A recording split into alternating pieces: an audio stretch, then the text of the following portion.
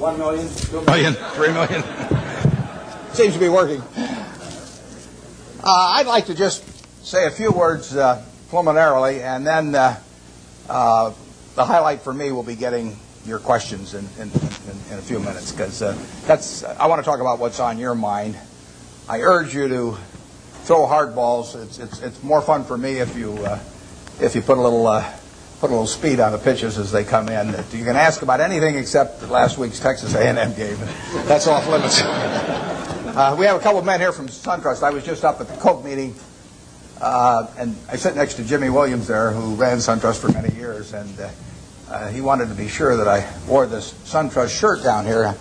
I've tried to get sponsorship on the senior golf tour. I haven't had much luck, but now on the Bankers tour, I'm doing a little bit better. And he says I get a percentage of the increase in deposits in Gainesville. So I'll go out for SunTrust, dear old SunTrust. I would like to talk for just 1 minute to the students about your future when you leave here, because you're going to learn a tremendous amount about investments, and you'll learn enough to do well. You've all got the IQ to do well. You've all got the initiative and energy to do well, or you wouldn't be here. And most of you will succeed in meeting your aspirations. But in determining whether you succeed, there's more to it than intellect and energy. And I'd like to talk for just a second about that. In fact, there was a fellow that Pete Kiewit in Omaha used to say that he looked for 3 things in hiring people. Look for integrity, intelligence, and energy. And he said if the person didn't have the first 2, that the latter 2 would kill them. Because if they don't have integrity, you want them dumb and lazy. You don't want them smart and energetic. And I really like to talk about that first one, because we know you've got the second 2. And to play along with me in a little game for just a second, in terms of thinking about that question. You've all been here, I guess almost all of your second-year MBAs, and you've gotten to know your classmates. And think for a moment that I granted you the right to buy 10% of one of your classmates for the rest of his or her lifetime. Now you can't pick one with a rich father; that doesn't count. I mean, you've got to pick somebody who's going to do it on their own merit. And I gave you an hour to think about it. Which one are you going to pick among all your classmates as for the one you want to own 10% of for the rest of their lifetime? Are you going to give them an IQ test? Pick the one with the highest IQ? I doubt it. Are you going to pick the one with the best grades? I doubt it. You're not even going to pick the most energetic one necessarily. You're the one that displays the most initiative. But you're going to start looking for qualitative factors in addition to, because everybody's got enough brain here and enough energy. And I would say that if you thought about it for an hour and decided who you're going to place that bet on, you'd probably pick the one who you responded the best to, because the one that was going to have the leadership qualities, the one that was going to be able to get other people to carry out their interests. And that would be the person who was generous and honest and who gave credit to other people even for their own ideas, all kinds of qualities like that. And you could write down those qualities that you admire in this other person, whoever you admire most in the class. And then I would throw in a hooker. I would say as part of owning 10% of this person, you had to agree to go short 10% of somebody else in the class. That's more fun, isn't it? And you think, well, now who do I want to go short of? And again, you wouldn't pick the person with the lowest IQ you would start thinking about the person really who turned you off for one reason or another. I mean, they had various qualities, quite apart from their academic achievement, but they had various qualities. In the end, you shouldn't really want to be around them, and other people didn't want to be around them. And what were the qualities that lead to that? Well, there'd be a whole bunch of things, but it's the person who's egotistical, the person who's greedy, the person who's slightly dishonest, cuts corners, all of these qualities. And you could write those down on the right-hand side of the page. And when you look at that, I don't know which one I'm using. Can you hear me okay with this? Yeah, fine. Yeah. Your microphone on the side. Just back up. What do I do with it? It just came loose. Oh, it just came loose. Okay. You can see why I avoid technology. Chewing gum is about as far as I get. As you looked at those qualities on the left and right-hand side, there's one interesting thing about them. It's not the ability to throw a football 60 yards. It's not the ability to run the 100-yard dash in 9.3. It's not being the best-looking person in the class. They're all qualities that if you really want to have the ones on the left-hand side, you can have them. I mean, they're qualities of behavior, temperament, character that are achievable. They're not forbidden to anybody in this group. And if you look at the qualities on the right-hand side, the ones that you find turn you off in other people, there's not a quality there that you have to have. If you have it, you can get rid of it, and you can get rid of it a lot easier at your age than you can at my age, because most behavior is habitual, and they say the chains of habit are too light to be felt until they're too heavy to be broken.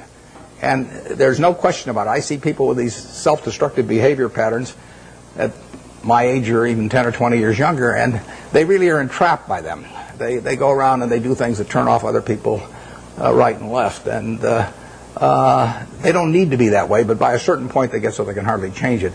But at your age, you can have any habits, any patterns of behavior that you wish. It's simply a question of which you decide, and why not decide the ones that, I mean, if you like, Ben Graham did this, and Ben Franklin did it before him, but Ben Graham in his low teens looked around and he looked at the people he admired, and he said, I want to be admired, so why don't I just behave like them? And he found there was nothing impossible about behaving like them. And similarly, he did the same thing on the reverse side in terms of getting rid of those qualities. So I would suggest that if you write those qualities down and think about them a little while and make them habitual, you will be the one that you want to buy 10% of when you get all through. And the beauty of it is you already own 100%, and you're stuck with it. So you might as well be that person as somebody else. Well, that's a short little sermon. So let's get on to what you're interested in. And like I say, you can go all over the lot. So I don't know exactly how we're going to handle this, but let's start with a hand here someplace or other. Where do we go with the first one? Yeah, right here. Your thoughts about Japan. My thoughts about Japan? I'm not a macro guy. Now, I say to myself, Berkshire Hathaway can borrow money for 10 years at 1% in Japan now. 1%. And I say to myself, gee, I took Graham's class 45 years ago, and I've been working hard at this thing all my life. Maybe I can earn more than 1%, if I really work hard at it. 1% annually. It doesn't seem impossible, does it? So I wouldn't want to get involved in currency risk, so I'd have to do it in something that was yen denominated. So I have to be in Japanese real estate or a Japanese business or something of the sort, and all I have to do is beat 1%, and that's all the money's going to cost me, and I can get it for 10 years. So far, I haven't found anything.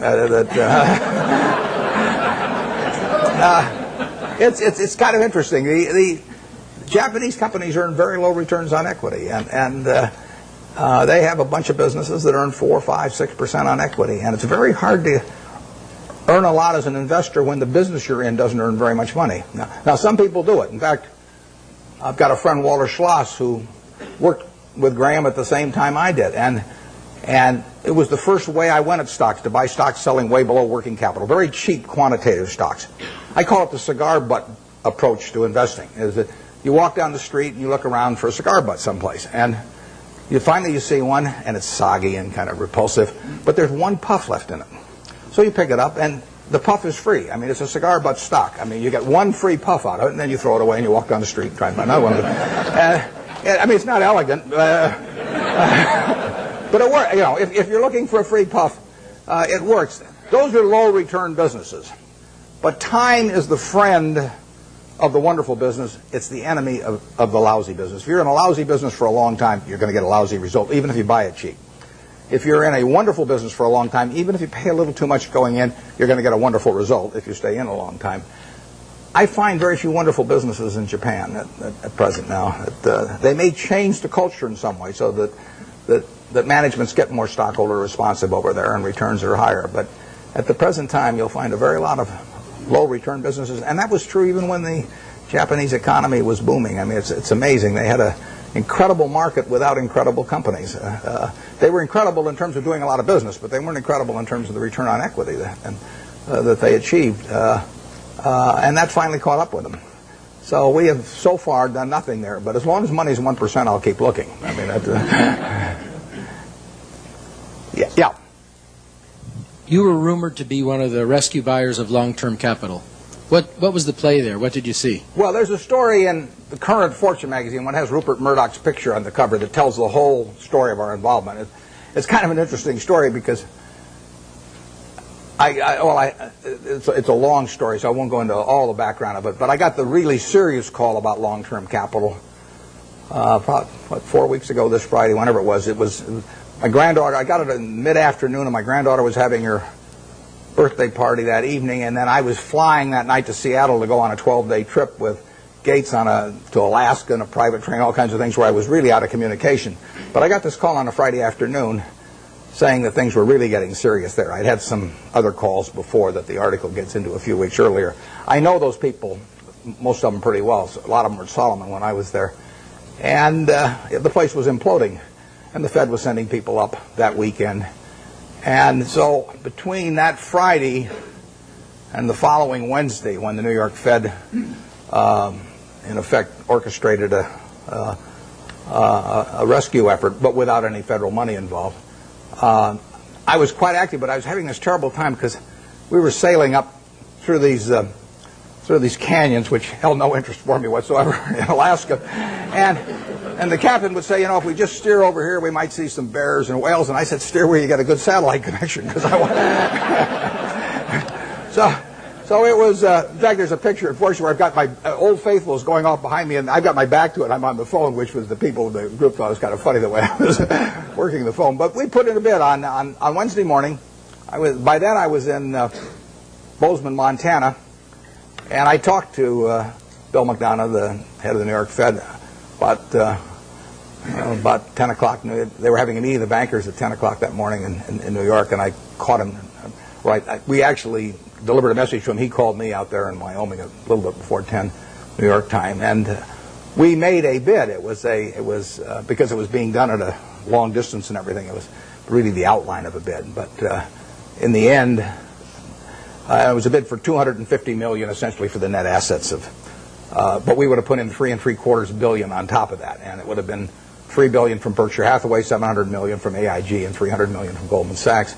And we submitted that, but we put a very short time fuse on it, because when you're bidding on $100 billion worth of securities that are moving around, you don't want to leave a fixed price bid out there very long. Plus, we were worried about it getting shopped. In the end, the bankers made the deal, and.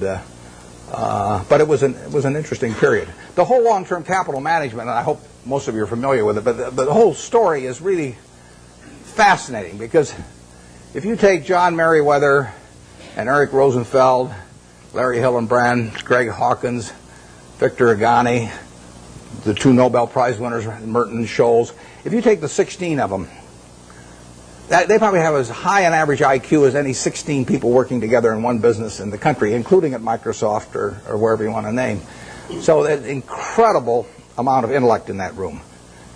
Now you combine that with the fact that those 16 had extensive experience in the field they were operating. I mean, this was not a bunch of guys who had made their money, selling men's clothing and then all of a sudden went into the securities business or anything. They'd had in aggregate, the 16 that probably had 350 or 400 years of experience doing exactly what they were doing. And then you throw in the third factor, that most of them had virtually all of their very substantial net worths in the business. So they had their own money up, hundreds and hundreds of millions of dollars of their own money up, super high intellect, working in a field they knew, and essentially they went broke. And that to me is absolutely fascinating. I mean, if I ever write a book, it's going to be called Why Smart People Do Dumb Things. My partner says it should be autobiographical, but this might be an interesting illustration. And these are perfectly decent guys. I respect them, and they helped me out when I had problems with Solomon, and so they're not bad people at all.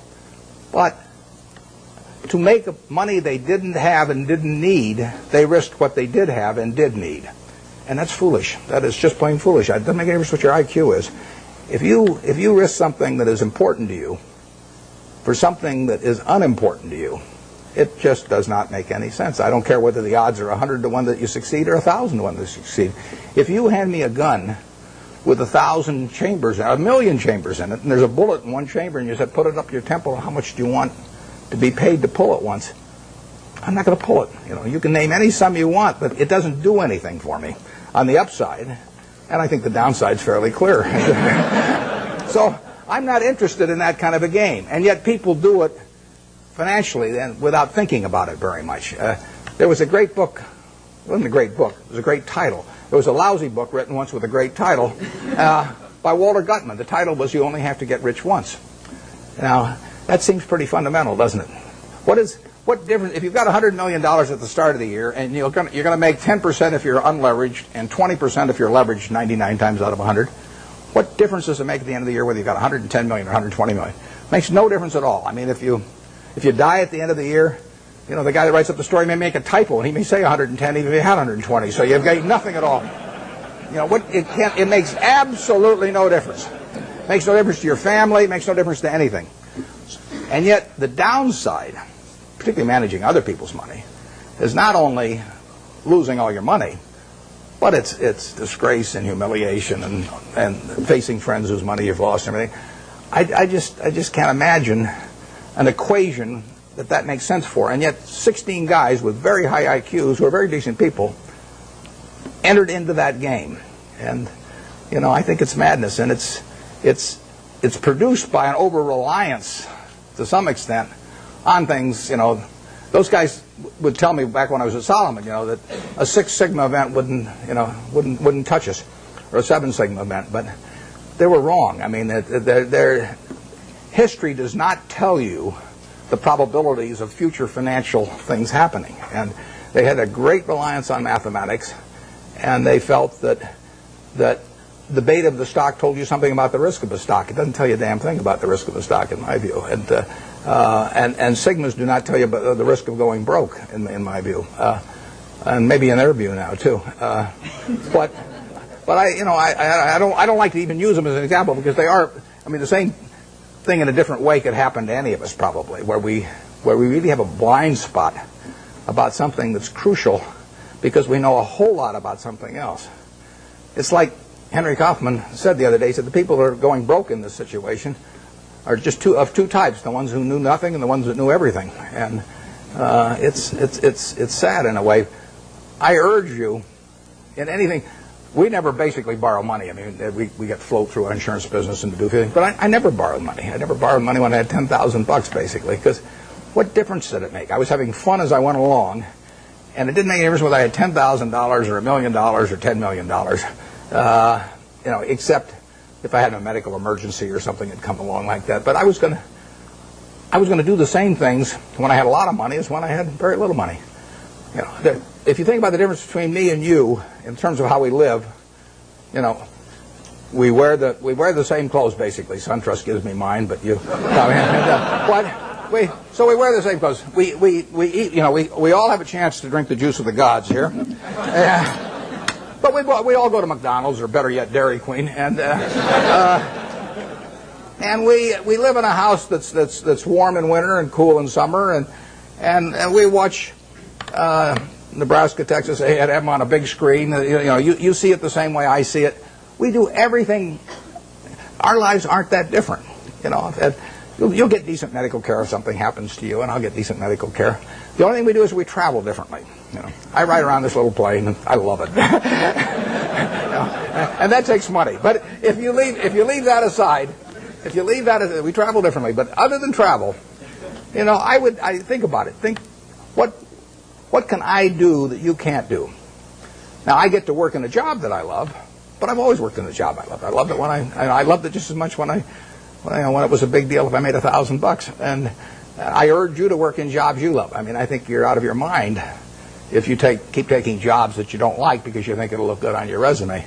I was with a fellow at Harvard the other day who was taking me over to talk, and he was 28, and he was telling me what he'd done in life, which was terrific. And then I said, "What are you going to do next?" And he said, "Well," he said, "after I get out my MBA," he says, "I think maybe I ought to go to work for a management consulting firm because it'll look good on my resume." And I said, "Wait a second, you've been 28, you've been doing all these things. I mean, you've got a resume that's 10 times as good as anybody I've ever seen it already." I said, "If you take another job you don't like just for," I said, "isn't that a little like saving up sex for your old age? You know, I mean, there comes a time when you ought to just start doing what, you know, you ever got." So, I think I got the point across to him. But you ought to take a job. When you get out here, take a job you love. Don't take a job that, you know, you think is going to look good on your resume. Take a job you love. You may change it later on, but you'll jump out of bed in the morning. I mean, when I got out of Columbia, the first thing I tried to go to work for Graham immediately. I offered to go to work for him for nothing, He said I was overpriced. But I kept pestering him. I went out to Omaha and I sold securities for 3 years, and I kept writing him and giving him ideas and doing all these things. And finally, I went to work for him for a couple of years, and it was a great experience. But I always really worked in a job. I worked in a job that I loved doing. And you should really take a job that if you were independently wealthy, you would take. That's the job to take, because that's the one that you're going to have great fun in. You'll learn something. You'll be excited about it. And you can't miss. You may go do something else later on, but you'll get way more out of it. And I don't care what the starting salary is or anything of the sort. I don't know how I got off on that, but there I am. So I do think that if you think you're going to be a lot happier if you've got 2x instead of x, you're probably making a mistake. I mean, you ought to find something you like that works with that, and you'll get in trouble if you think that making 10x or 20x is the answer to everything in life, because then you will do things like borrow money when you shouldn't, or maybe cut corners on things that your employer wants you to cut corners on. Or it just doesn't make any sense. You won't like it when you look back on it. Yeah. Would you talk to the students about the companies that you like? I don't mean names. I mean what makes the company something that you like. I like businesses I can understand. We'll start with that. That narrows it down about 90%. I mean, there's all kinds of things I don't understand, but fortunately, there's enough I do understand. And you got this big, wide world out there. Almost every company's publicly owned, so you got all American business practically available to you. Now, to start with, it doesn't make sense to go with things that you think you can understand, but you can understand some things. I can understand this. I mean, you can understand this. Anybody can understand this. I mean, this is a product that basically hasn't been changed much. They've added the cherry, but since 1886 or whatever it was, and it's a simple business. It's not an easy business. I don't want a business that's easy for competitors. So I want a business with a moat around it. I want a very valuable castle in the middle, and then I want the duke who's in charge of that castle to be honest and hardworking and able.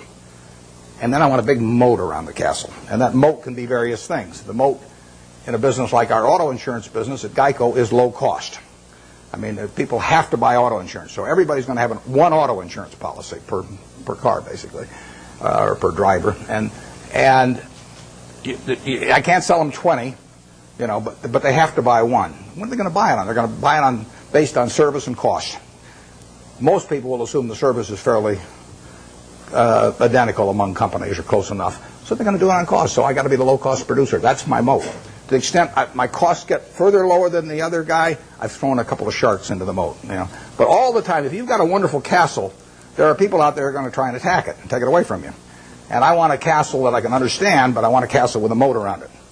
30 years ago, Eastman Kodak's moat was just as wide as Coca-Cola's moat. I mean, if you were going to take a picture of your 6-month-old baby, and you're going to want to look at that picture 20 years from now, and you're going to want to look at it 50 years from now, and you're never going to get a chance. I mean, you're not a professional photographer so that you can evaluate what's going to look good 20 or 50 years ago. What is in your mind about that photography company is what counts, because they are promising you that the picture you take today is going to be terrific to look at 20 or 30 or 50 years from now about something that's very important to you, maybe your own child or whatever it may be.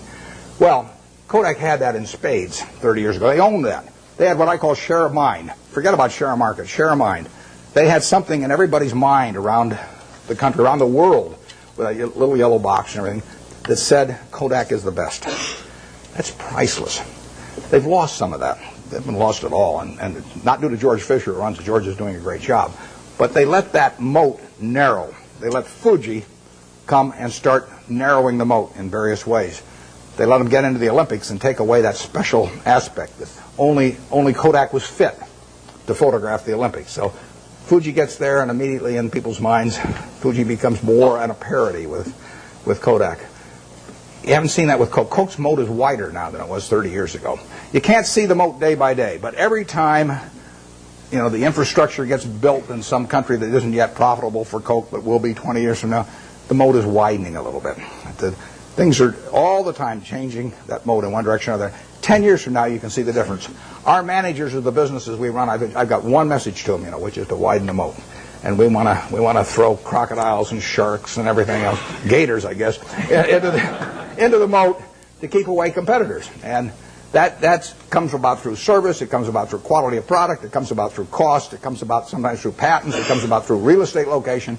So that's the business I'm looking for. Now, what kind of businesses am I going to find like that? Well, I'm going to find them in simple products, because I'm not going to be able to figure out what the moat's going to look like for Oracle or Lotus or Microsoft 10 years from now. I mean, Gates is the best businessman I've ever run into, and they've got a hell of a position, but I really don't know what that business is going to look like 10 years from now. And I certainly don't know what his competitors' businesses are going to look like 10 years from now. Now, I'll name one I don't own. I know what the chewing gum business is going to look like from 10 years from now. I mean, the internet is not going to change how we chew gum. And nothing much else is going to change how we chew gum. And then are there going to be lots of new products? Is it really, are spearmint and juicy fruit and all those going to evaporate? Some? It isn't going to happen. You give me $1 billion and tell me to go in the chewing gum business and try and make a real dent in Wrigley's, I can't do it. And that's the way I think about business. I say to myself, give me $1 billion and how much can I hurt the guy? Give me $10 billion. Give me $10 billion and how much can I hurt Coca-Cola around the world? I can't do it. Well, those are good businesses. Now give me some money and tell me to hurt somebody in some other fields, and I can figure out how to do it. So I want a simple business, easy to understand, great economics now, honest and able management, and then I can see about, in a general way, where they're going to be 10 years from now. And if I can't see where they're going to be 10 years from now, I don't want to buy it. Basically, I don't want to buy any stock where if they close the New York Stock Exchange tomorrow for 5 years, I won't be happy owning it. I buy a farm, and I don't get a quote on it for 5 years, and I'm happy if the farm does okay.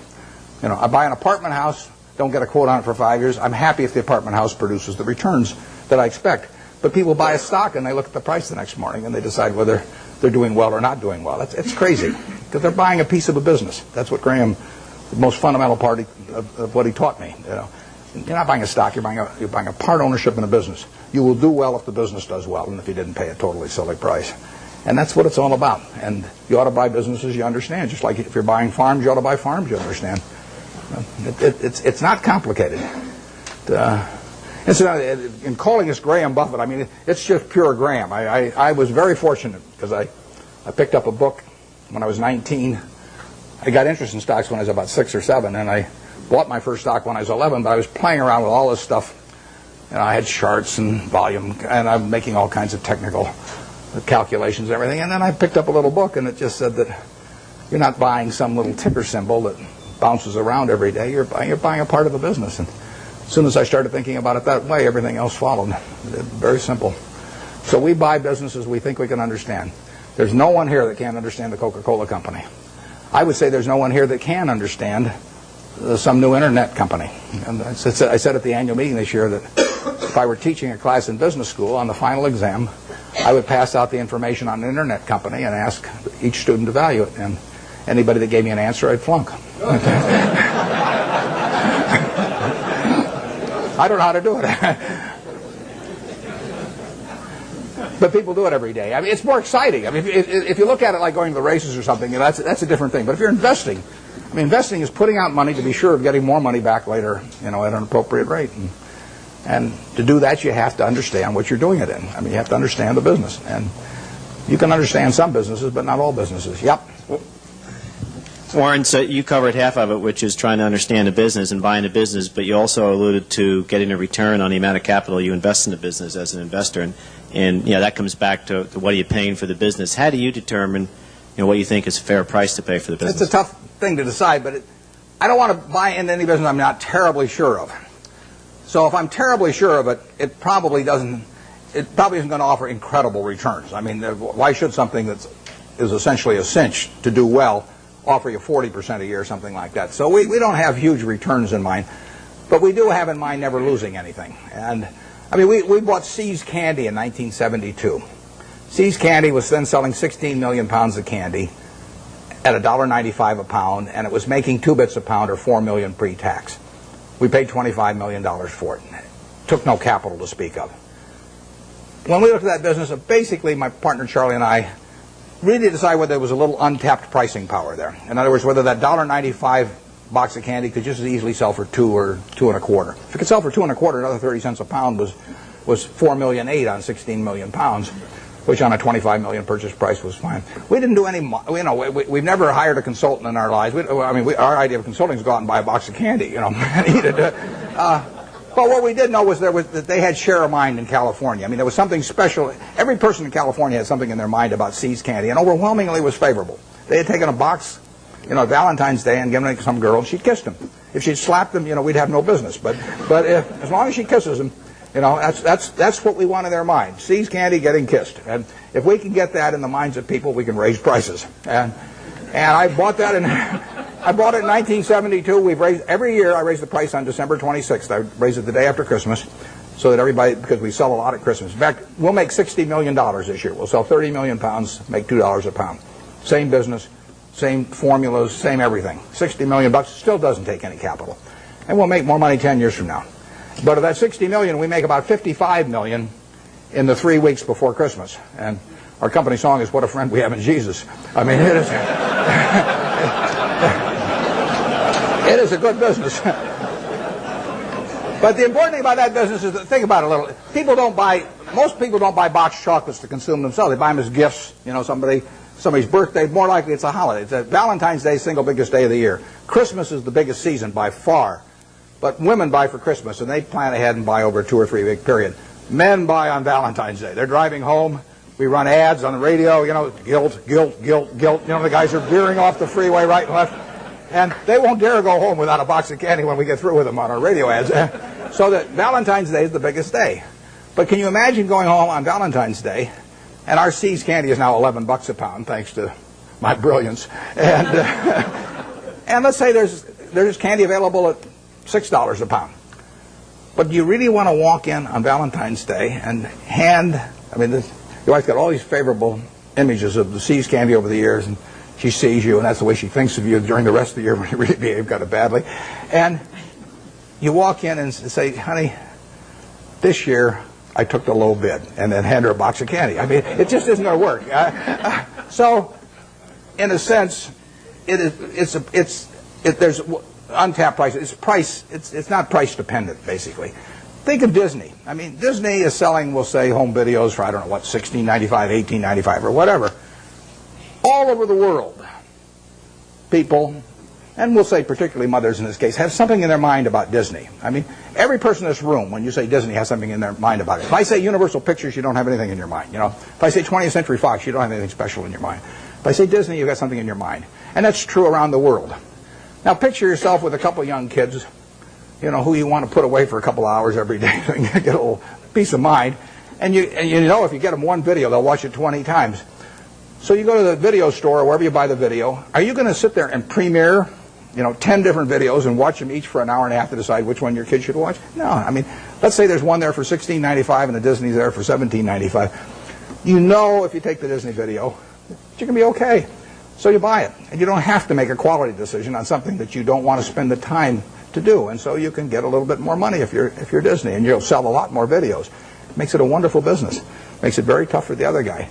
How would you try to create a brand? DreamWorks is trying, but how would you try to create a brand that competes with Disney around the world and to replace the concept that people have in their minds about Disney with something that says Universal Pictures?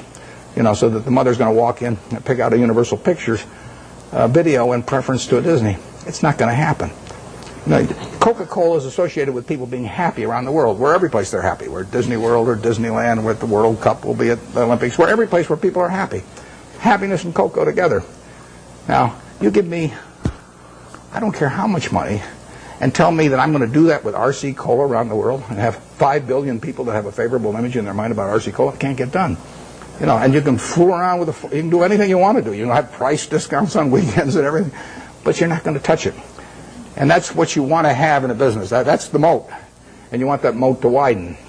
And if you're See's Candy, you want to do everything in the world to make sure that the experience, basically, of giving that gift leads to a favorable reaction. That means what's in the box. It means the person that sells it to you, because all our business is done when we're terribly busy. I mean, people come in those weeks before Christmas or on Valentine's Day, and there are long lines. So at 5 o'clock in the afternoon, some woman is selling the last person the last box of candy, and that person's been waiting in line for maybe 20 or 30 customers. And if the salesperson smiles at that last customer, our moat is widened. And if she snarls at him, our moat is narrowed. We can't see it. It's going on every day. But that's the key to it. I mean, it's a total part of the product delivery is having everything associated with it, say, sees candy and something pleasant happening. And that's what business is all about. Yep. When purchasing a company, how much qualitative analysis do you do versus quantitative analysis? And have you ever bought a company where the numbers told you not to? Those are the best buys. The question is whether have I ever bought a company where the numbers told me not to, and how much is qualitative and how much is quantitative. The best buys have been when the numbers almost tell you not to. I mean, because then you feel so strongly about the product, and not just the fact that you're getting a used cigar but cheap, that it's compelling. I mean, I owned a windmill company at one time, so windmills are cigar butts, believe me. And I bought it very cheap. I bought it at a third of working capital, and we made money out of it. But there's no repetitive money to be earned. I mean, there's a one-time profit in something like that, and it's just not. It's not the thing to be doing. I went through that phase. I mean, I bought streetcar companies and all kinds of things. But in terms of the qualitative, I probably understand the qualitative the moment I get the phone call. I mean, almost every business we've bought has taken 5 or 10 minutes, I mean, in terms of analysis. And we bought 2 businesses this year. General Re is, $18 billion or some deal. I've never been to their home office. I hope it's there. There could be just a few guys, and they say, "Well, what numbers shall we send Buffett this month?" I can see him, coming in once a month and saying, "Well, we'll just tell him we've got $20 billion in the bank this month instead of $18 billion or something." But I've never been there. And before I bought Executive Jet, which is fractional ownership of jets, and before I bought it, I'd never been there. I bought my family a quarter interest in the program 3 years earlier, and I'd seen the service and seen it develop well. And I got the numbers, but if you don't know enough to know about the business instantly, you won't know enough in a month or 2 months. I mean, you have to have sort of the background of understanding and knowing what you do understand and don't understand. And that is the key. It's defining what I call your circle of competence. And everybody's got a different circle of competence. The important thing is not how big the circle is. The important thing is staying inside the circle. And if that circle has only got 30 companies in it out of thousands on the big board, as long as you know which 30 they are, you're okay. And you should know those businesses well enough so that you don't need to do lots of work. Now, I did a lot of work in the earlier years just in getting familiar with businesses. And the way I would do that is I would go out and use what Phil Fisher called the scuttlebutt approach. I'd go out, I'd talk to customers, I'd talk to maybe ex-employees in some cases, I'd talk to suppliers, everybody. Every time I'd see somebody in an industry, let's say I was interested in the coal industry, I'd go around and see every coal company, and I'd ask every CEO, if you could only buy stock in one coal company that wasn't your own, which one would it be and why? And you piece those things together, and you learn a lot about the business after a while. And the funny thing is you get very similar answers as long as you ask about competitors. I'd say if you got a silver bullet, and you put it through the head of one competitor, which competitor and why? You'll find out who the best guy in the industry is in that case, or the one that's coming up. And there's a lot of things you can learn about a business. I've done that in the past on the businesses that I feel I could understand, so I don't have to do much of that anymore. It's a nice thing about investing is you don't have to learn anything very new. I mean, you can do it if you want to, but if you learned about Wrigley's chewing gum 40 years ago, you still understand Wrigley's chewing gum. There's not a lot of great insights to get or anything of the sort as you go along. So you do get a database in your head. I had a guy, Frank Rooney, who ran Melville for many years. His father-in-law died, owned a company called H.H. Brown, a shoe company. And he put it up with Goldman Sachs, but he was playing golf with a friend of mine here in Florida and mentioned to this friend. The guy said, "Why don't you call Warren?" He called me at the end of the golf match, and in 5 minutes I basically had a deal. But I knew Frank, and I knew the kind of business, and I sort of knew the basic economics of a shoe business, and so I could buy it. And quantitatively, I got to decide what the price is. That's either yes or no. I mean, I don't fool around a lot with negotiations. So if they name a price that makes sense to me, I buy it. And if they don't, I was happy the day before, so I'll be happy the day after without owning it. Yeah. Coca-Cola just announced a drop in expectations in terms of future earnings and fourth quarter earnings. And in light of the fact that Coke has a lot of their profits coming in from outside the United States, how do you think that the Asian crisis, so to speak, is going to affect Coke, or for that matter, the U.S. economy in general? The question is about the Asian crisis and how it affects a company like Coke that recently announced that the earnings, actually they just announced their third quarter earnings, but a few weeks ago they tipped people off that they were going to be lower in the fourth quarter and so on. Well, basically I love it, but because the market for Coca-Cola products is going to grow far faster over the next 20 years internationally than it will in the United States. It'll grow in the United States on a per capita basis, but it's going to grow faster elsewhere. So the fact that it's going to be a tough period for, who knows, 3 months or 3 years, but it won't be tough for 20 years. I mean, people are still going to, they're going to work productively around the world, and they're going to find that this is a bargain product in terms of the portion of their working day that they have to give up in order to have one of these, or better yet, 5 of them a day, like I do. It's this is a product. In 1936, when I first bought 6 of those for a quarter and sold them for a nickel each, and it was in a 6.5-ounce bottle, and you paid a 2-cent deposit on the bottle. That was a 6.5-ounce bottle for a nickel at that time. It's now a 12-ounce can, which if you buy it on weekends, or if you buy it in bigger quantities, so much money doesn't go to the packaging, I mean, you essentially can buy the 12 ounces for not much more than 20 cents. So you're paying not much more than twice the per ounce price of 1936. It is a product that's gotten cheaper and cheaper and cheaper in relative to people's earning power over the years, and which people love. In 200 countries, you have the per capita use going up every year for a product that's over 100 years old, and that dominates the market. I mean, it's unbelievable. One thing that people don't understand is one of the things that makes this product is worth tens and tens of billions of dollars. Is one simple fact about really all colas, but we'll call it Coca-Cola for the moment. It happens to be a name I like. Cola has no taste memory. You can drink one of these at 9 o'clock, 11 o'clock, 3 o'clock in the afternoon, 5 o'clock. The one at 5 o'clock will taste just as good to you as the one you drank early in the morning. You can't do that with cream soda, root beer, orange, grape, you name it. All of those things accumulate on you. Most foods and beverages accumulate on you. You get sick of them after a while. And if you eat, I mean, we get these people who go to work for us who seize candy, and we tell them they eat all the candy they want. And the first day they go crazy. But after a week, they're eating about the same amount they'd eat if they were buying it, because chocolate accumulates on, everything accumulates on. There is no taste memory to cola. And that means that you get people around the world that are heavy users that'll drink 5 a day, or Diet Coke, maybe 7 or 8 a day, or something of the sort. They'll never do that with other products. So you get this incredible per capita consumption. The average person in this part of the world, well, maybe a little north of here, drinks about 64 ounces of liquid a day. And you can have all 64 ounces of that be Coke, and you will not get fed up with Coke if you like it to start with, in the least. But if you do that with almost anything else, if you eat just one product all day, you'll get a little sick of it after a while. And it's a huge factor. So that today, over 1 billion 8-ounce servings of Coca-Cola products will be sold in the world. And that will grow year by year. It'll grow in every country, virtually. And it'll grow on a per capita basis. And 20 years from now, it'll grow a lot faster internationally than in the U.S. So I really like that market better, because there is more growth there over time. But it will hurt them it is hurting them in the short term right now. But that doesn't mean anything. I mean, Coca-Cola went public in, I think it was 1919. Stock sold for $40 a share. It went back before that as the Candler family, and they went back. They bought it for $2,000, the whole business. Asa Candler back in the late 1880s in a couple of purchases. So now he goes public in 1919, $40 a share. 1 year later, it's selling for $19, gone down 50% in 1 year.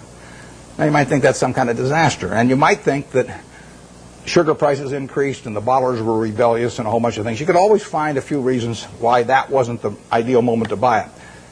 Years later, you'd have seen the Great Depression, and you'd have seen World War II, and you'd seen sugar rationing, and you'd seen thermonuclear weapons, and the whole thing. There's always a reason. But in the end, if you'd bought one share for $40 and reinvested the dividends, it'd be worth about $5 million now. And that factor so overrides anything else. I mean, if you're right about the business, you'll make a lot of money. And the timing part of it is very is a very tricky thing. So I don't worry about any given event if I've got a wonderful business, what it does to next year or something of the sort. Their price controls have been in this country at various times, and that's fouled up even the best of businesses. I mean, I wouldn't be able to raise the price on December 26th of See's Candy if we had price controls, and we've had them in this country. But that doesn't make it a lousy business if that happens to happen, because you're not going to have price controls forever. We had them in the early 70s. So the wonderful business, you can figure out what will happen. You can't figure out when it will happen. You don't want to focus too much on when. You want to focus on what. If you're right about what, you don't have to worry about when very much. Is there an area I'm missing back there any place? I just want to make sure I'm not focusing all of them on one place. Let me get this gentleman over here. Most human mistakes, but the most successful of those will learn lessons from those mistakes and use them to benefit themselves later. What investment mistakes have you made or that you feel that you made, and how can you use those lessons? The question is about my business mistakes. How much time do you have? Well, the interesting thing about the mistakes is that in investments, at least for me and for my partner Charlie Munger, the biggest mistakes have not been mistakes of commission, they've been mistakes of omission. They're where we knew enough about the business to do something, and for one reason or another, we sat there sucking our thumbs instead of doing something. And so we've passed up things where we could have made billions and billions of dollars from things we understood. Forget about things we don't understand. In fact, I could make billions out of Microsoft. Doesn't mean anything because I never understand Microsoft. But if I can make billions out of healthcare stocks, then I should make it, and I didn't. When the Clinton healthcare program was proposed and they all went in the tank, we should have made a ton of money out of that because I could understand it. And I didn't make it. I should have made a ton of money out of Fannie Mae back in the mid '80s because I understood it and I didn't do it. Those are billion-dollar mistakes or multi-billion-dollar mistakes that generally accepted accounting principles don't pick up.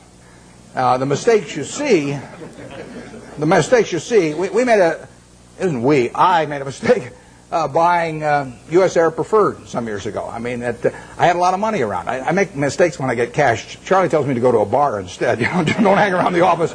But I hang around the office and I got money in my pocket. I do something dumb. And it happens every time. So I bought this thing. Nobody made me buy it.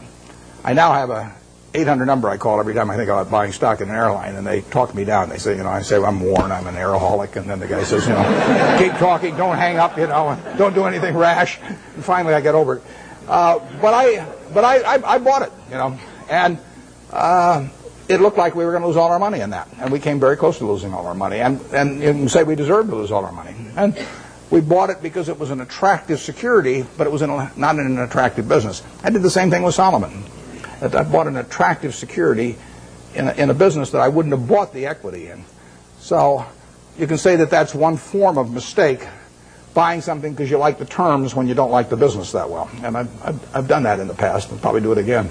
The bigger mistakes, though, are the ones of omission. I did back when I had the $10,000. I put $2,000 of it into a Sinclair service station, which I lost. So my opportunity cost on that's about $6 billion right now. Fairly big mistake. Yeah, it makes me feel good when Berkshire goes down then because the cost of my Sinclair station goes down too. My 20% opportunity cost. But I will say this: you talk about learning from mistakes. I really believe it's better to learn from other people's mistakes as much as possible. But we don't spend any time looking back at Berkshire. I've got a partner, Charlie Munger. We've been pals for 40 years. We've never had an argument. We disagree on things a lot, but we don't have arguments about it, and we never look back. We just figure there's so much to look forward to that there's just no sense thinking about what we might have. It just doesn't make any difference. I mean, you can only live life forward, and you can learn something perhaps from the mistakes, but the big thing to do is stick with the businesses you understand. And so if there's a generic mistake of getting outside of your circle of competence and buying something because somebody tips you on it or something of the sort in an area you don't know anything about, I mean, you should learn something from that, which is that you stay with what you can figure out yourself. I mean, you really want your decision making to be by looking in the mirror and saying to yourself, I'm buying 100 shares of General Motors at 55 because. And I mean, it's your responsibility if you're buying it, and there's got to be a reason. And if you can't state the reason, you shouldn't buy it. If it's because somebody told you about it at a cocktail party, not good enough. I mean, it's got to be something. It can't be because the volume, the chart looks good on it or anything like that. It's got to be a reason you'd buy the business. And we stick to pretty carefully. That's one of the things Ben Graham taught me. Yeah. But with the current tenuous economic situation in the world, although our economy seems to be still chugging along quite well, where are we going? What's going to happen with interest rates? The question about what's going to happen to interest rates or where we go in the world. I don't think about the macro stuff. I just what you really want to do in investments is figure out what's important and knowable. If it's unimportant or unknowable, you forget about it. What you talk about is important, but in my view, it's not knowable. Understanding Coca-Cola is knowable, or Wrigley, or Eastman Kodak, or anything. I mean, you can understand those businesses. That's knowable. And whether it turns out to be important depends on where your valuation leads you and the current price and all of that. But we have never either bought a business or not bought a business because of any macro feeling of any kind. We don't read things about predictions about interest rates or business or anything like that because it doesn't make any difference.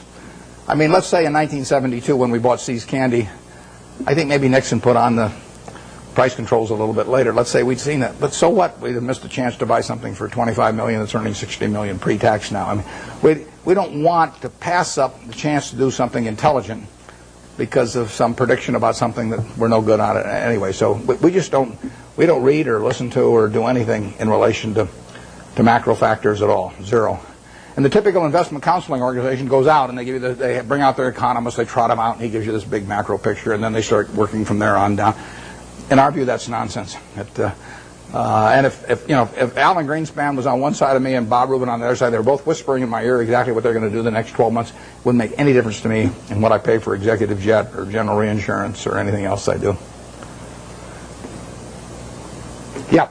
What's the benefit of being an out-of-towner from Wall Street as an investor? Well, what's the benefit of being an out-of-towner as opposed to being in Wall Street? I worked in Wall Street for a couple of years, and I like.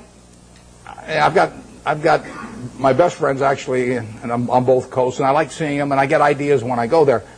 But the best way to think about investments is to be in a room with no one else and just think. And if that doesn't work, nothing else is going to work. And the disadvantage of being in any kind of a market-type environment, and Wall Street would be the extreme, is that you get overstimulated. You think you have to do something every day. I mean, the Candler family paid $2,000 for this company, and you don't have to do much else if you pick one of those. And the trick then is not to do anything else, even not to sell it in 1919, which the family did later on. So what you're looking for is some way to get one good idea a year, and then write it to its full potential. And that's very hard to do in an environment where people are shouting prices back and forth every 5 minutes and shoving reports under your nose and all that. Because Wall Street makes its money on activity. You make your money on inactivity. I mean, if everybody in this room trades their portfolio around every day with every other person, you're all going to end up broke, and the intermediary is going to end up with all the money. On the other hand, if you all own stock in a group of average businesses and just sit here for the next 50 years, you'll end up with a fair amount of money, and your broker will be broke. So his activity he's like a doctor who gets paid on how often he gets you to change pills. I mean, basically. If he gives you one pill and it cures you the rest of your life, he's got one sale, one transaction, and that's it. But if he can convince you that changing pills every day is the way to great health, it'll be great for him and the prescriptionists, and you'll be out a lot of money, and you won't be any healthier. You'll be a lot worse off financially. So you want to stay away from any environment that stimulates activity, and Wall Street would have the effect of doing that. I used when I went out to Omaha, I'd go back about once every 6 months, and I'd go back with a whole list of things I wanted to check out one way or another, companies I wanted to see, and I would get my money's worth out of those trips. But then I'd go back to Omaha and think about it. Yeah. How should an investor evaluate owning shares of Berkshire Hathaway or Microsoft when they don't pay dividends to the investor? Yeah, well, the question with Berkshire Hathaway, the question was about evaluating Berkshire when it doesn't pay any dividends. And it won't pay any dividends either. It's a promise I can keep. All you get with Berkshire, you stick it in your safe deposit box, and then every year you go down and fondle it. You take it out and fondle it, then you put it back. And I mean, there's enormous psychic reward in that. You don't underestimate it. But the real question is whether we can keep retaining dollar bills and turning them into more than $1 at a decent rate. And that's what we try to do, and Charlie Munger and I have our money in it to do that. That's all we'll get paid for doing. We won't take any options. We won't take any salaries to speak of or anything. We'll ride around in the plane. But that's what we're trying to do. It gets harder all the time. The more money we manage, the harder it is to do that. And we would do way better percentage-wise with Berkshire if it was 1/100th the present size. But it is run for its owners. But it isn't run to give them dividends, because so far, every dollar that we've earned and could have paid out, we've turned into more than $1. It's worth more than $1 to keep it. And therefore, it'd be silly to pay it out. Even if everybody was tax-free that owned it, it would have been a mistake to pay dividends at Berkshire, because so far the dollar bills retained have turned into more than $1. But there's no guarantee that that happens in the future, and at some point the game runs out on that. But it is the goal. I mean, that is what the business is about. Nothing else about the business do we judge ourselves by. We don't judge it by the size of its home office building or anything of the number of people working around it. We've got 12 people at headquarters. We've got 45,000 employees at Berkshire and 12 people at headquarters, 3,500 square feet. And we won't change it. So we will judge ourselves by the performance of the company. And that's the only way we'll get paid. But believe me, it's a lot harder than it used to be. Is there anything way in the back? Because I want to make sure I'm not missing people back there that haven't called me. Okay, then we'll go to the... Well, how about way over there on the aisle? Yeah. What makes you decide investments have reached its full potential? I missed this. What made me decide to invest what? One of your investments has reached its full potential. As you said earlier that you... I missed the last part of it. Reached its full potential. Well, ideally you buy in businesses where you feel that will never happen in terms of... I mean, I don't buy Coke with the idea that it's going to be out of gas in 10 years, or 15 years. There could be something happen, but I would think the chances of that are almost nil. So what we really want to do is buy businesses that we would be happy to own forever. It's the same way I feel about people who buy Berkshire. I want people to buy Berkshire that plan to hold it forever. They may not for one reason or another, but I want them at the time they buy it to think they are buying a business that they're going to own forever. And I don't say that's the only way to buy things. It's just that's the group I want to have join me, because I don't want to have a changing group all the time. I measure Berkshire by how little activity there is in it. If I had a church and I was the preacher and half the congregation left every Sunday, I wouldn't say, "Oh, this is marvelous because I have all this liquidity among my members." There's terrific turnover.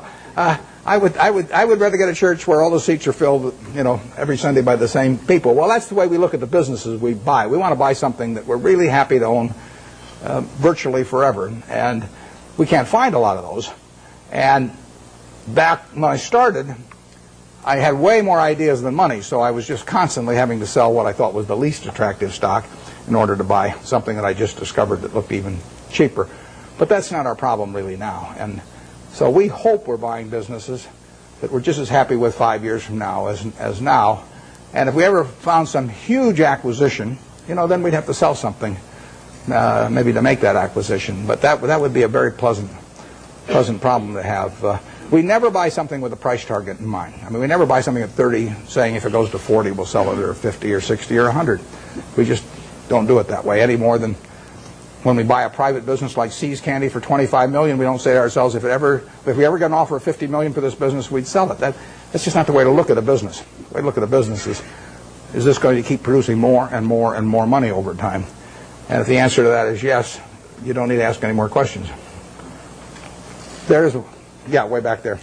Those same principles in mind, what was the motivation for taking a piece of Solomon and similarly long-term capital? And how did you come up with the valuation? Well, Solomon, like I said, I went into that because it was a 9% security in 1987, September 1987. The Dow was up 35% that year. We'd sold a lot of stuff, and I had a lot of money around. It looked to me like we were never going to get a chance to do anything. So I took an attractive security form in a business I would never buy the common stock of. And I went in because of that, and I think that's generally a mistake. it worked out okay finally on that. But it's not what I should have been doing. I either should have waited, in which case I could have bought more Coca-Cola a year later or thereabouts, or I should have even bought Coke at the prices it was selling at then, even though it was selling at a pretty good price at the time. So that was a mistake. On long-term capital, we have learned other businesses that are associated with securities over the years. And, I mean, one of them is arbitrage. I've done arbitrage for 45 years, and Graham did it for probably 30 years before that. And that's a business, unfortunately, I have to be near a phone for, and I have to really run out of the office myself, because it requires being more sort of market attuned, and I don't want to do that anymore. So unless a really big arbitrage situation came along that I understood, I won't be doing much of that. But I've probably been in 300 arbitrage situations at least in my life, maybe more. And it was a good business, perfectly good business. Long-term capital has a bunch of positions. They got tons of positions, but the top 10 are probably 90% of the money that's at risk. And I know something about those 10 positions. I don't know everything about them by a long shot, but I know enough where I would feel okay at a big discount going in, and we would have the staying power to hold it out. We might lose money on something like that, but the odds are with us. That's a game that I understand.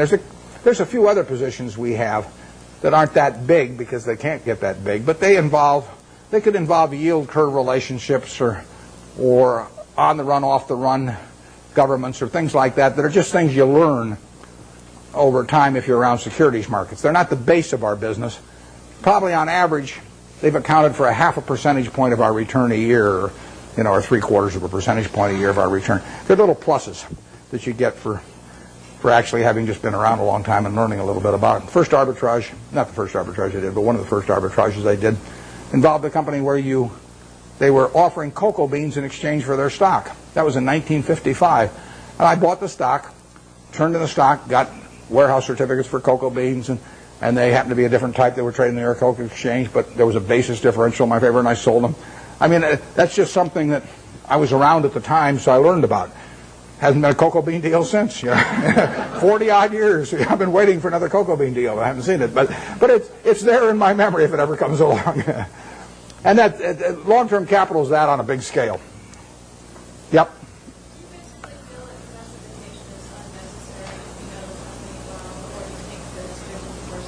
The question is about diversification, and I've got a dual answer to that. If you are not a professional investor, if your goal is not to manage money in such a way as to get a significantly better return than the world, then I believe in extreme diversification. I mean, so I believe 98 or 99%, maybe more than 99% of people who invest should extensively diversify and not trade. So that leads them to an index fund type of decision with very low costs. Because all they're going to do is own a part of America. And they made a decision that owning a part of America is worthwhile. I don't quarrel with that at all. That is the way they should approach it, unless they want to bring an intensity to the game to make a decision and start evaluating businesses. But once you're in the business of evaluating businesses, and you decide that you're going to bring the effort and intensity and time involved to get that job done, then I think that diversification is a terrible mistake to any degree. And I got asked that question when I was at SunTrust the other day. And if you really know businesses, you probably shouldn't own more than 6 of them. I mean, if you can identify 6 wonderful businesses, that is all the diversification you need, and you're going to make a lot of money. And I will guarantee you that going into a 7th one is going to, rather than putting more money in your first one, it's got to be a terrible mistake. Very few people have gotten rich on their 7th best idea, but a lot of people have gotten rich on their best idea. So I would say that for anybody working with normal capital who really knows the businesses they've gone into, a 6 is plenty, and I probably have half of it in what I liked best. I don't diversify personally. I mean, and all the people I know that have done well, with the exception, well, we mentioned Walter Schloss here earlier. Walter diversifies a lot. He owns a little of everything. I call him Noah. He's got 2 of everything. Yeah. How do you differentiate the Coca-Colas of the world from the Procter & Gamble's of the world? Well, Procter & Gamble's a very, very good business. Strong distribution capabilities, lots of brand names and everything. But if you ask me, if I'm going to go away for 20 years, to put all my family's net worth in one business, Would I rather have Procter & Gamble or Coke? Actually, Procter & Gamble is a little more, it'd be more diversified among product line, but I would feel sure of Coke than Procter & Gamble. I wouldn't be unhappy if somebody told me I had to own Procter & Gamble during that 20-year period. I mean, that would be in my top 5% because they are not going to get killed. But I would feel better about the unit growth and the pricing power of a Coke over 20 or 30 years than I would about a Procter & Gamble. Right now, the pricing power might be tough, but you think of a billion servings a day, an extra penny, $10 million a day. We own 8% of it. That's $800,000 a day for Berkshire Hathaway. You get another penny out of the stuff. Doesn't seem impossible, does it? I mean, it's worth another penny. It doesn't. Right now, it'd be a mistake to try and get it in most markets. But over time, Coke will make more per serving than it does now. 20 years from now, I'll guarantee it'll make more per serving. They'll be selling a whole lot more servings. I don't know how many. I don't know how much more, but I know that. P&G's main products, I don't think they have the kind of dominance, and they don't have the kind of unit growth. But they're good businesses. I would not be unhappy if you told me that I had to put my family's net worth in P&G, and that was the only stock I could own. I would, I might prefer some other names, but there aren't 100 other names I would prefer. Yeah. On that same model, what about McDonald's? Should we go away 20 years on that? McDonald's, the question's about McDonald's and going away for 20 years. McDonald's has got a lot of things going for it, and particularly abroad again. I mean, their position abroad in many countries is stronger relatively than here. It's a tougher business over time. People do not want to eat, exception to the kids when they're giving away Beanie Babies or something, people do not want to eat at McDonald's every day. I mean, if people are drinking Coke today, if they drink 5 of them today, they'll probably drink 5 tomorrow. The fast food business is tougher than that. But if you had to pick one hand to have in the fast food business, which is going to be a huge business worldwide, you'd pick McDonald's. I mean, it has the strongest position. It doesn't win taste tests, with adults. It does very well with children, and it does fine with adults. But it is not like it's a clear winner. And it's gotten into the game in recent years of being more price promotional, and you remember the experiment a year ago or so, and so it's gotten more dependent on that rather than just selling the product by itself. I like a product by itself sells. I feel better about Gillette if people buy the Mach 3 because they like the Mach 3 than if they get a Beanie Baby with it. So I just think it's fundamentally a stronger product if that's the case, and it probably is.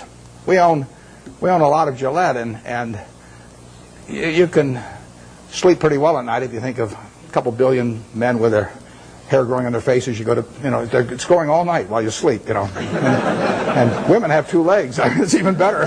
So it beats counting sheep. And those are the kind of business. But if you think, what promotion am I going to put out there against Burger King next month? And what if they sign up Disney and I don't get Disney? And I mean, that is, I like the products that stand alone, absent promotional or price appeals, although you can build a very good business based on that. And McDonald's is a terrific business. It's not as good a business as Coke, but there really are hardly any. It's a very good business. And if you bet on one company in that field, aside from Dairy Queen, of course, you might bet on McDonald's. We bought Dairy Queen here a while back. That's why I'm plugging it shamelessly here. Yeah, way back there. What do I think of what? The electric utility industry. Well, I've thought about that a lot because you can put big money in it, and I've even thought of buying entire businesses. There's a fellow in Omaha actually that's done a little of that through Cal Energy, but I don't quite understand the game in terms of how it's going to develop with deregulation. I mean, I can see how it destroys a lot of value for the high-cost producer, once they're not protected by a monopoly territory. And I don't for sure see who benefits and how much. I mean, obviously the guy with very low-cost power, some guy's got hydropower, at 2 cents a kilowatt or something like that, has got a huge advantage. But how much of that he's going to get to keep and everything, or how extensively he can send that outside his natural territory, I haven't been able to figure that out so that I really think I know what the industry is going to look like in 10 years. But it is something I think about, and if I ever develop any insights, that call for action, I'll develop. I will act on them. Because I think I can understand the attractiveness of the product, and it's all of that, all the aspects of certainty, of user need, and the fact that it's a bargain and all of that. I understand. I just don't understand who's going to make the money in it 10 years from now, and that keeps me away. Yeah. Do you think that the market has favored the large cap blue chip stocks over the small cap stocks over the next couple of years? The question is large caps versus small caps, and why large caps overperform.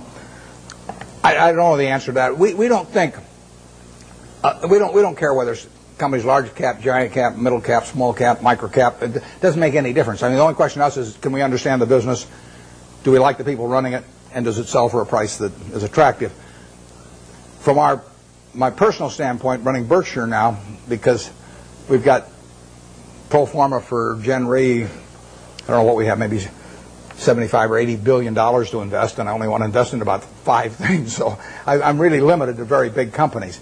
But if I were investing $100,000, I wouldn't care whether something was large cap or small cap or anything. I would just look for businesses I understood.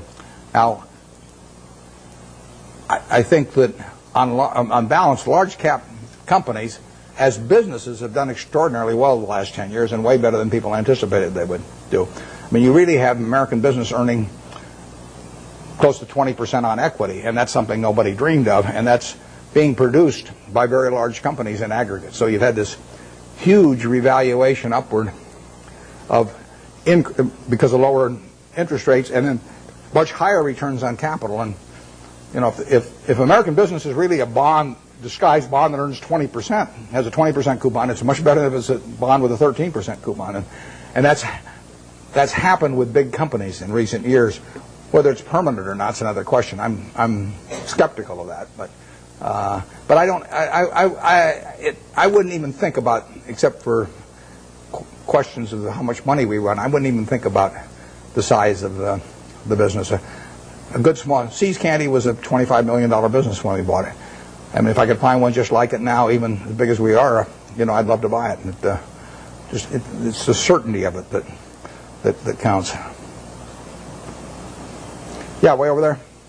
You mentioned earlier that in buying stock, almost every company is public. And one thing until the last 5 years, real estate has been primarily private. We're now seeing a great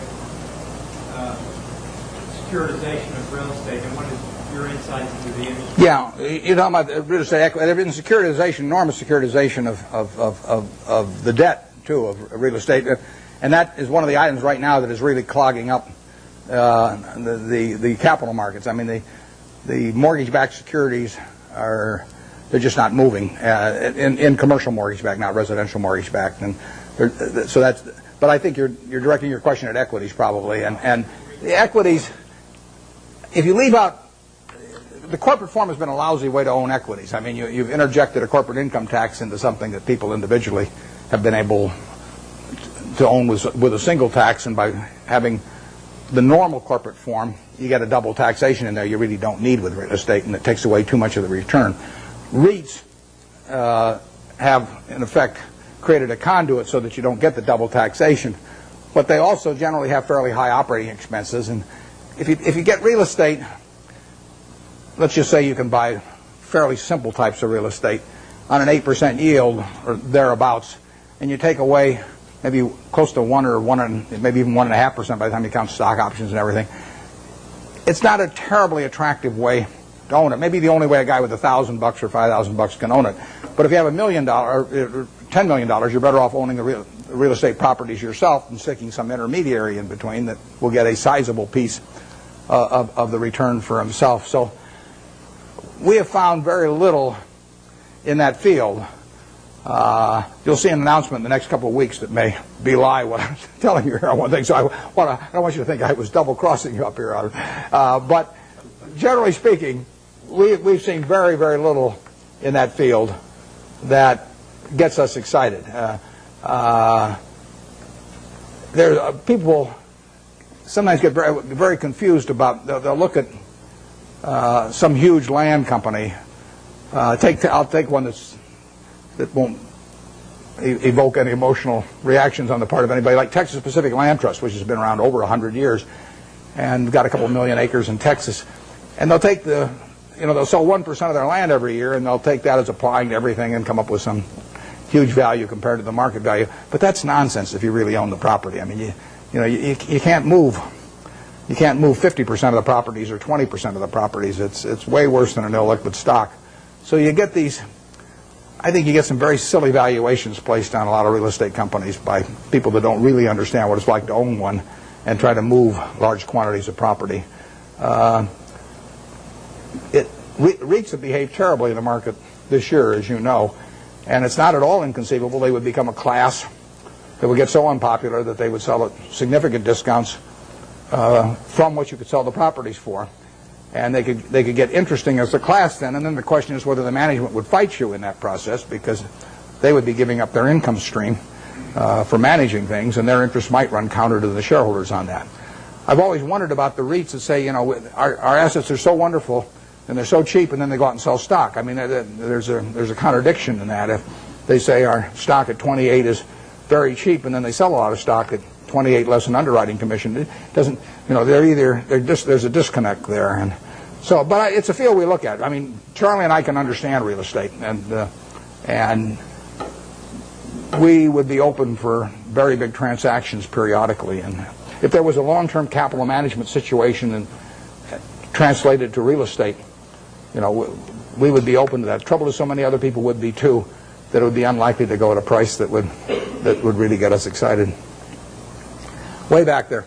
Understanding your theory that sort of a down market is good for net savers, can you sort of give us your thoughts as to where the market's going, its downward trend, and long-term profit, long-term profit are obvious. Well, I've got no idea where the market's going to go. I prefer it going down, but I haven't. My preferences have nothing to do with it. The market knows nothing about my feelings. That's one of the first things you have to learn with a stock. You buy 100 shares of General Motors. Now, all of a sudden, you have this feeling about General Motors. I mean, if it goes down, you may be mad at it. You may say, well, if it just go up to what I paid for it, my life will be wonderful again. Or if it goes up, you may say how smart you were and how you and General Motors have this love affair and everything. If you've got all these feelings, stock doesn't know you own it. Stock just sits there. It doesn't care what you paid. It doesn't care that you owned it or anything. So any feeling I have about the market is not reciprocated. I mean, it is the ultimate. It is very cold shoulder we're talking about here. And anybody that is going to be a net saver, practically everybody in this room is more likely to be a net buyer of stocks over the next 10 years than they are a net seller. So every one of you should prefer lower prices.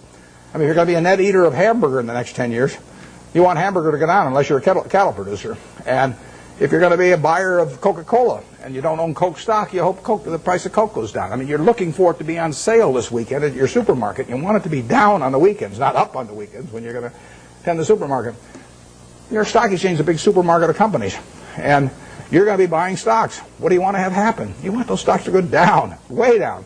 And, you will make better buys then. And later on, 20 years from now, 30 years from now, when you're in a period when you're dis-saving or when your heirs dis-save for you after you're gone, I mean, then you may care about higher prices. But I find people, that was one of the, there's a chapter 8 in Ben Graham's Intelligent Investor about the attitude towards stock market fluctuations. And that and the chapter 20 on the margin of safety are the two most important essays ever written on investing as far as I'm concerned.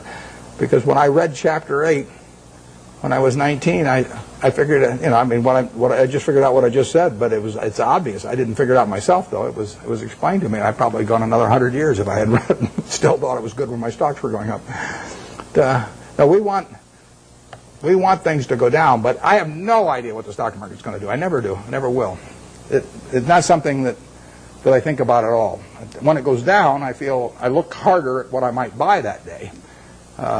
Because I know there's more likely to be some merchandise there that I can use my money effectively in. Okay, Warren, we'll take one more question from the audience. Okay, I'll let you pick who gets it. You can be the guy.